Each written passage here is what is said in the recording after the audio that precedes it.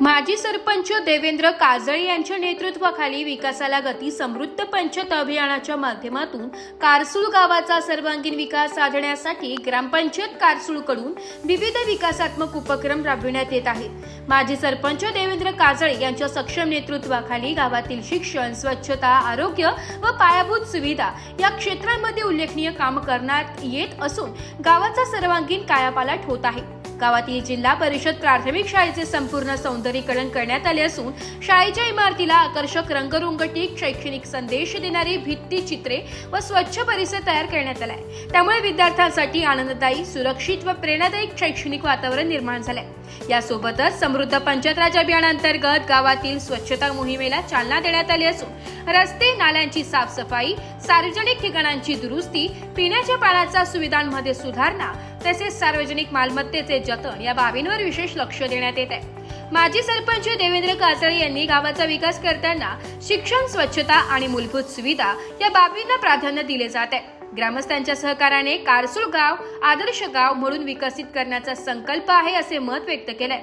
ग्रामस्थ, शिक्षक, पालक व युवकांनी या विकास कामांचे स्वागत करत ग्रामपंचायतीच्या कार्याचे कौतुक केले असून आगामी काळातही समृद्ध पंचायत अभियानांतर्गत आणखी विकास कामे राबविण्यात येणार असल्याचा विश्वास व्यक्त केलाय।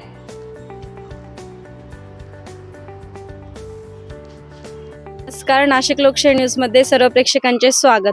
तर आपण आलेलो आहोत निफाड तालुक्यातील कारसूळ या गावामध्ये। तर माजी सरपंच देवेंद्र काजळे सर यांच्या मार्गदर्शनाखाली गावाचा सर्वांगीण विकास तर झालेलाच आहे।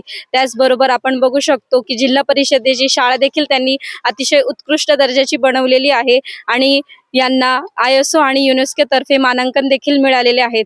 तर नाशिक लोकशाही न्यूजने सर्वे केला असता आपल्याला गावाकडची माहिती तर मिळालेलीच आहे, पण पहिल्यांदा आपण असे वर्णन करतो आहे की आपल्या सोबत याच शाळेत शिकणारे विद्यार्थी त्यांची प्रतिक्रिया देत आहे।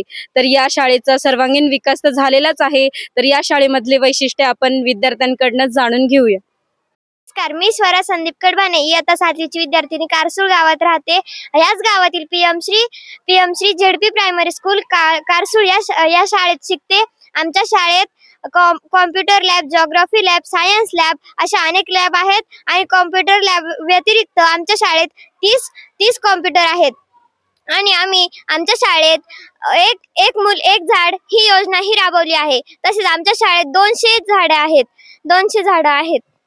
नमस्कार, माझे नाव अथर्व कैलास गवळे, मी इयत्ता 7वीचा विद्यार्थी। माझ्या शाळेचे नाव झेडपी प्रायमरी स्कूल कारसूळ। आमच्या शाळेत खूप साऱ्या लॅब आहेत, त्यामधील एक म्हणजे सायन्स लॅब। सायन्स लॅब मध्ये खूप सारे वेगवेगळे प्रकारचे सेन्सर आहे आणि व्यावसायिक शिक्षण देखील आहे। त्यातून आम्ही खूप सारे प्रोजेक्ट करतो आणि प्रत्यक्षात ते प्रोजेक्ट हाताळतो आणि प्रत्यक्षात ती लॅब हाताळतो। माझे नाव गणेश ज्ञानेश्वर टाकटे, मी इयत्ता 7वी शिकतो। मी आमच्या शाळेमध्ये जिओग्राफी लॅब आहे। जिओग्राफी लॅब मध्ये स्पेक्ट्रोमीटर अशा अनेक आधुनिक वस्तू आहेत आणि सूर्यमाला अशाही वस्तू आहेत। नमस्कार, माझे नाव वेदांत प्रभाकर जाधव, मी इयत्ता 7वीचा विद्यार्थी। मी कारसूळ गावात राहतो। माझ्या शाळेचे नाव जिल्हा परिषद प्राथमिक शाळा कारसूळ आहे। आमच्या शाळेत खूप लॅब आहेत, त्यापैकी एक लॅब म्हणजे कम्प्युटर लॅब। कम्प्युटर लॅब मध्ये एकूण 23 कम्प्युटर आहे व एक मेन कम्प्युटर आहे। त्या मेन कम्प्युटरला जर सर्व 23चे 23 कम्प्युटर जर लॉग इन केले तर त्या एका कम्प्युटरवरून 23चे 23 कम्प्युटर आपण हाताळू शकतो। त्या मेन कम्प्युटर मध्ये सर्व वर्गांचा अभ्यासक्रम आहे आणि त्या अभ्यासक्रमानुसार आम्ही आमचे धडे सर्व तिथे शिकण्यासाठी जातो। तसेच आमच्या शाळेत खेळाचे भरपूर साहित्य आहे। पहिलं साहित्य क्रिकेट, फुटबॉल, व्हॉलीबॉल, भालाफेक, थाळीफेक, गोळा अशा अनेक साहित्य आमच्या शाळेत आहे। तसेच जिम, ग्रीन जिम आणि इंडोर जिम असेही साहित्य आमच्या शाळेत उपलब्ध आहेत। तर आत्ताच आपण लहान मुलांची, या शाळेत शिकणाऱ्या मुलांची प्रतिक्रिया जाणून घेतलेली आहे आणि नाशिकमध्येच नव्हे तर संपूर्ण महाराष्ट्रामध्ये एवढी सुंदर शाळा नाशिक लोकशाही न्यूजने कव्हर केलेली आहे आणि आपण बघू शकतो की या शाळेत शिकणारे विद्यार्थी नक्कीच पुढे त्यांचे भवितव्य घडवतील, यात काही शंका नाही। आपल्यासोबत याच गावचे माजी सरपंच आहेत. यांनी अनेक वर्षापासून सामाजिक कार्य असो, सांस्कृतिक कार्य असो, शैक्षणिक कार्य असो किंवा आर्थिक मदत असो, असे अनेक कार्य ते अनेक वर्षापासून करत आलेले आहेत आणि इथून पुढे देखील ते त्यांच्या गावाचा सर्वांगीण विकास करतील, यात काही शंका नाही. तसेच माननीय ओमकार पवार साहेबांनी सांगितल्यानुसार मुख्यमंत्री समृद्ध पंचायत राज अभियानाअंतर्गत आता सध्या 17 सप्टेंबर ते 31 डिसेंबर पर्यंत ही योजना राबविण्याचा स्वीकार सर्वांनी केलेला होता. तर या योजनेअंतर्गतच सरांनी व त्यांच्या सर्व टीमने मिळून गावचा सर्वांगीण विकास तर केलेलाच आहे. त्याचबरोबर आता थोड्याच दिवसात या योजनेची सांगता देखील होणार आहे. तर शेवटच्या टप्प्यामध्ये यांची कोणकोणती कामे राहिलेली आहेत व ते कामे कशा प्रकारे पूर्ण करणार आहेत त्याबद्दल आपण सरपंच सरांकडनं जाणून घेऊया. मी देवेंद्र काजळे कारसूळ. खऱ्या अर्थानं गेली दोन दशक या गावाचा सर्वांगीण विकासासाठी मी प्रयत्न करतोय. परंतु काम करत असताना नव्याने मुख्यमंत्री समृद्ध पंचायत राज हे अभियान मुख्यमंत्री महोदय व नाशिक जिल्ह्याचे मुख्य कार्यकारी अधिकारी ओमकार पवार साहेब यांनी काढले. यात आम्ही गावातील काँक्रिटीकरण असेल, CCTV कॅमेरे असतील, स्वच्छतेच्या माध्यमातून कंपोस्ट खताचे असेल, काँक्रिटीकरण असेल, शाळा, जिल्हा परिषद शाळा असेल, असे अनेक नाविन्य उपक्रम राबवले. त्यातच अभ्यासिका, वाचनालय, अनेक वर्षापासून आम्ही अभ्यासिका आणि वाचनालय चालू केली आहे. माननीय ओमकार पवार साहेबांनी जी अभ्यासिका ही संकल्पना जिल्ह्यात लागू केली, खऱ्यांना तो स्तुत्य उपक्रम त्यांनी चालू केला, त्याचा आम्हाला अभिमान आहे. कारण आम्ही गेली अनेक वर्षापासून अभ्यासिकेच्या माध्यमातून त्या ठिकाणी वाचनालयानं अभ्यासिका खुली करून दिलेली आहे गावाला. आणि साहेबांनी हा निर्णय घेतल्यामुळे आम्हाला आनंदच आहे की बाबा अशा चांगल्या नाविन्य उपक्रमात की जसं जिल्हा परिषद शाळेत आम्ही 8 वर्षापूर्वी या शाळेला CCTV कॅमेरे आहे. तर सरकारने आत्ता कुठंतरी ते काम उभं केलं, पण आम्ही त्याच्या आधीच केलेलं आहे. म्हणजे समृद्ध पंचायत राजच्या अभियानांतर्गत आम्ही जे काही वृक्ष संवर्धन असेल, CCTV कॅमेरे असतील, कंपोस्ट खत असेल, शाळा असेल, काँक्रिटीकरण, देवस्थानं, हे सर्व उपक्रम आम्ही यशस्वीपणाने राबवलेले आहे आणि याही आम्ही आमचं असंच कार्य चालू ठेवणार आहे. तर आत्ताच आपण सरपंच सरांकडनं अधिक माहिती जाणून घेतलेली आहे.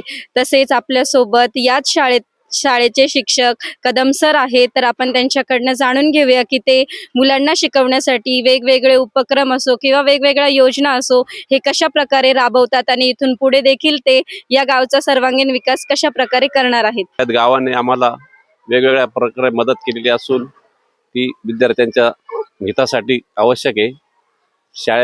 गावाने आम्हाला वॉटर फिल्टर, नंतर TV 10 TV दिलेले आहे आणि सर्व वर्ग आमचे डिजिटल झालेले आहे.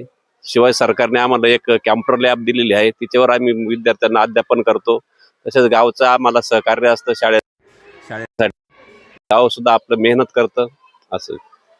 तसेच या गावातील विकासाचे कामं करीत असताना आमच्या ग्रामपंचायत अधिकारी असतील, सरपंच, उपसरपंच, तसेच सदस्य, सर्व गावकरी यांच्या लोकसहभागातूनच हे सर्व गावाचा विकास झालेला आहे.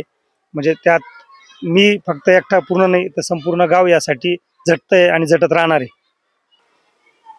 तर नक्कीच सर, तुमचे कार्य तर महान आहेच. तर हा झाला एक आनंदाचा क्षण, पण एक क्षण असा होता की महाराष्ट्रच नव्हे तर संपूर्ण भारतावरती एक महामारी आली होती जिचे नाव होतं कोरोना.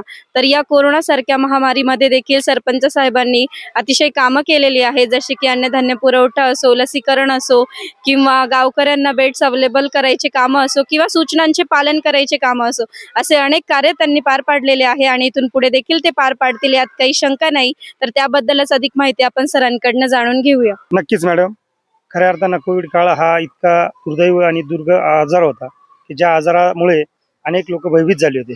अक्षरशः आमच्याकडे आलेले मजूर जिल्ह्यातून, त्यावेळेस मजूर आल्यानंतर यांना कोविड काळात बाहेर जाता येत नव्हतं. यासाठी जिल्हाधिकारी माननीय महेश पाटील यांना विनंती केली, फोन केला की आम्हाला राशनच्या माध्यमातून या सर्व लोकांना धान्य उपलब्ध करून द्या की जेणेकरून हे लोक उपासमारीनं मरणार नाही. म्हणजे एका बाजूला कोविड आजार आहेत, पण उपासमारीना सुद्धा अशी हे नाही झालं पाहिजे, म्हणून त्या दृष्टिकोन माननीय जिल्हाधिकाऱ्यांनी त्यावेळेस तात्काळ धान्याची उपलब्धता करून दिली जिल्ह्यात. दुसरी गोष्ट, लसीकरण असेल, लसीकरण सुद्धा पूर्णपणे आमचे सरपंच असतील, उपसरपंच असतील, डॉक्टर्स कमिटी सगळं सहकारी यांच्या माध्यमातून पूर्ण गाव लसीकरण करून घेतलं होतं. क्वारंटाईन सेंटर या जिल्हा परिषद शाळेच्या प्रांगणामध्ये आणि शाळेच्या इमारतीमध्ये क्वारंटाईन सेंटर, खालच्या मजल्यामध्ये क्वारंटाईन सेंटर चालू केले होते. म्हणजे त्यात 15-20 म्हणजे एका टायमाला 15-20 पेशंट क्वारंटाईन होते. म्हणजे अशा परिस्थितीत अक्षरशः ज्यावेळेस कोणाचं निधन झालं तरी कोणाच्या दारात जात नव्हतं. त्यावेळेस अंत्यविधी करण्यासाठी, प्रेत जाळण्यासाठी सुद्धा स्वतः घरात घुसून आणि हे सर्व काम केलंय.